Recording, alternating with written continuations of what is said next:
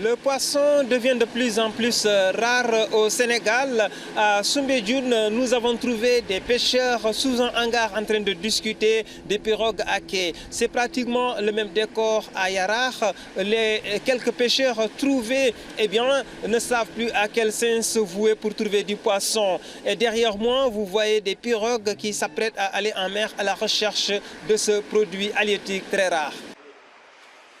Des pirogues rangées comme des sardines entassées, des tables vides, un marché presque sans vendeurs ni acheteurs, c'est le triste décor du quai de pêche de Yarar.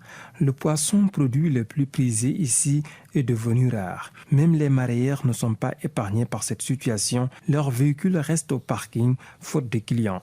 C'est le poisson seulement qui fait le mareyeur, qui fait le pêcheur, qui fait le Sénégalais lambda même. Parce que depuis 2 ou 3 mois, les véhicules sont garés parce qu'il n'y en a pas de poisson. On a un problème. Cette revendeuse trouvée à 2 pas du quai, avec un plat de poisson d'une dizaine d'unités, abonde dans le même sens. Elle a même décliné une proposition d'un client par peur de revendre à perte. Tu es témoin oculaire. On m'a payé 30 000 francs pour ce plat de poisson, mais j'ai refusé de le vendre. Si le poisson est rare, cela devient cher. Cette rareté du poisson est d'une part causée par la migration de certains poissons, selon cet ancien navigateur et membre de l'association des pêcheurs au niveau local. La plupart des espèces de poissons émigrent maintenant et durant leur émigration, s'ils ne trouvent pas les conditions favorables à la zone indiquée, ils peuvent passer par là, mais ils ne restent pas.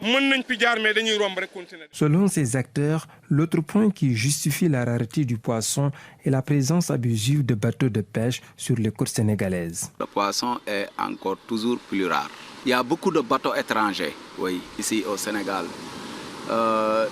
Jusqu'à Saint-Louis, à Cap-Skirring.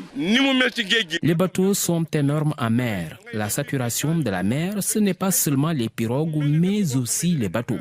Au moment où je naviguais, je voyais des bateaux qui écrasaient des zones de repos de poissons. Ces derniers quittent les lieux pour aller s'installer ailleurs.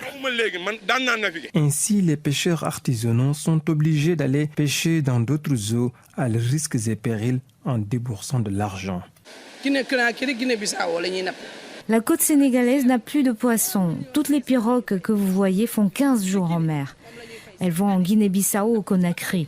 Les pêcheurs sénégalais paient 1 500 000 par an pour obtenir la licence de pêche en Guinée-Conakry.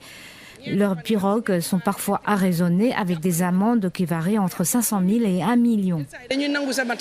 L'immigration irrégulière a aussi affecté le secteur de la pêche. Notre interlocuteur est obligé de reprendre la pirogue familiale. Les jeunes qui sont chargés sont partis en Europe laissant leur pirogue à quai. Oui, même pas 4 jours, j'étais à la mer.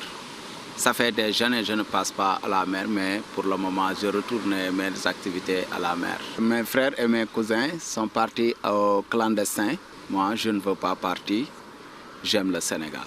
Cette mère de famille qui fréquente le quai de pêche de Yarar depuis 1991 explique que les jeunes ne trouvent plus leur compte dans le secteur de la pêche. Ce qui explique leur départ vers un autre horizon, aux grandes dames du secteur et des familles.